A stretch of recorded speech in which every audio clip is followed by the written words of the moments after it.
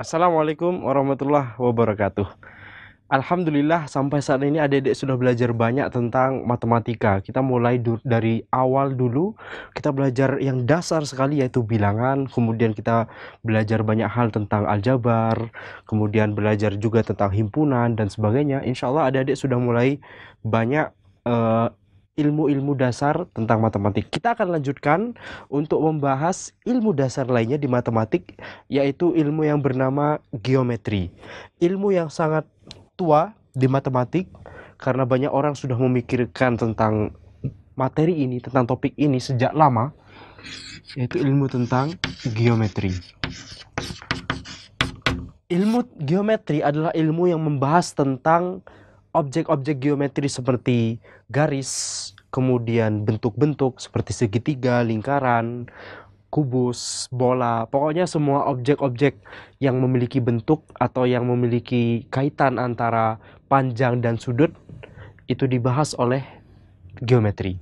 Jadi kalau punya misalnya kita punya sebuah bentuk kubus misalnya,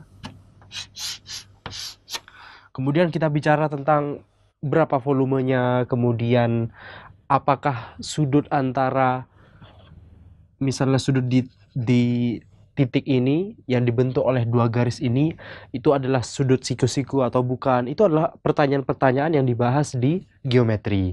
Nah, tentunya adik-adik sudah memahami bahwa ilmu geometri ini sangat sangat penting. Mengapa? Karena kalau kita misalnya melihat rumah saja, rumah itu sangat ditentukan oleh susunan geometri dari penyusun-penyusunnya. Misalnya susunan atapnya, belum lagi pilar-pilarnya dan sebagainya, kemudian ini lantainya dan sebagainya, semua ini ditentukan oleh bentuk objek-objek penyusun. Bentuk pilar itu harus disesuaikan supaya rumah tidak roboh. Nah, bagaimana supaya stabil? Maka geometri lah berperan di sini. Kemudian atap bagaimana? Itu juga geometri yang berperan. Kemudian kalau adik-adik juga memperhatikan misalnya di kendaraan, misalnya pesawat atau mobil atau sepeda atau bahkan helm sepeda, kita memanfaatkan prinsip-prinsip geometri. Gimana caranya? Misalnya pesawat. Pesawat itu dirancang supaya aerodinamis. Dimana kalau ada udara di sini, sebenarnya udaranya bisa jadi diam, pesawatnya yang bergerak, tapi karena di sini kita gambarkan pesawatnya diam, maka kita bayangkan udara yang bergerak. Nah, maka kalau misalnya ada udara yang bergerak seperti ini, maka kita ingin merancang supaya pesawat bagian atas itu lebih landai bentuknya daripada pesawat bagian bawah. Intinya supaya angin di sini itu bergerak melengkung seperti ini sehingga nanti akan ada tekanan ke atas. Ini semua ditentukan oleh geometri adik-adik. Jadi kalau kita tidak belajar geometri, tidak kebayang gimana jadinya, ya kan? Misalnya adik-adik juga melihat bagaimana misalnya kita punya sekian macam bentuk material. Misalnya adik-adik beli sejenis minuman, misalnya di supermarket, adik-adik akan melihat ada minuman yang dibungkus dengan botol plastik. Ada yang dibungkus dengan botol kaca. Ada yang dibungkus juga dengan kaleng besi, ya kan? Atau aluminium foil sebenarnya.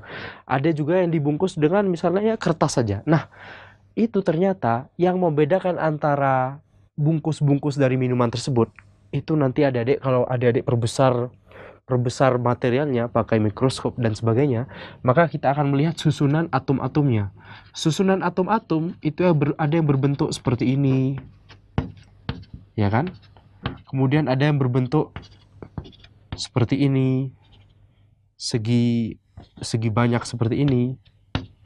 Sehingga ada juga yang berbentuk misalnya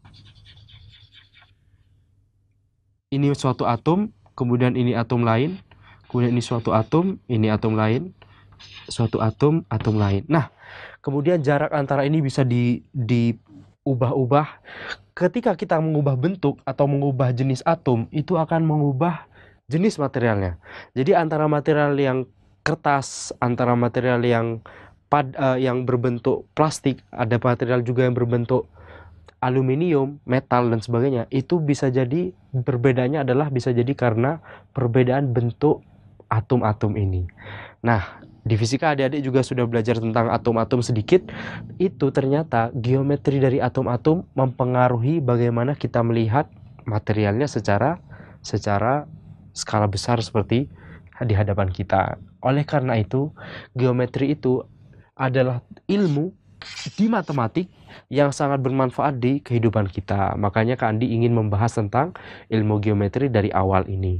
Nah, sekarang mulai dari mana adik-adik untuk belajar geometri? Tentunya kita tidak bisa langsung belajar banyak, langsung bagaimana mempelajari kubus atau misalnya mempelajari dodekahedron, isokahedron, itu nama-nama objek geometri yang sangat kompleks bentuknya. Kita akan belajar dari yang sederhana dulu.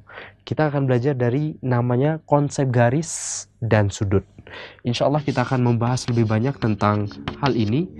Dan kalau kita gali lebih jauh, tentunya kita akan tahu garis itu kan gampang Kak, sudut juga gampang. Tapi insya Allah nanti akan ada ilmu-ilmu atau fakta-fakta menarik di antara keduanya. Insya Allah adik-adik harus sabar supaya kita bisa memahami topik-topik yang advance, yang complicated, yang kompleks seperti ini. Insya Allah di kemudian hari. Wassalamualaikum warahmatullahi wabarakatuh.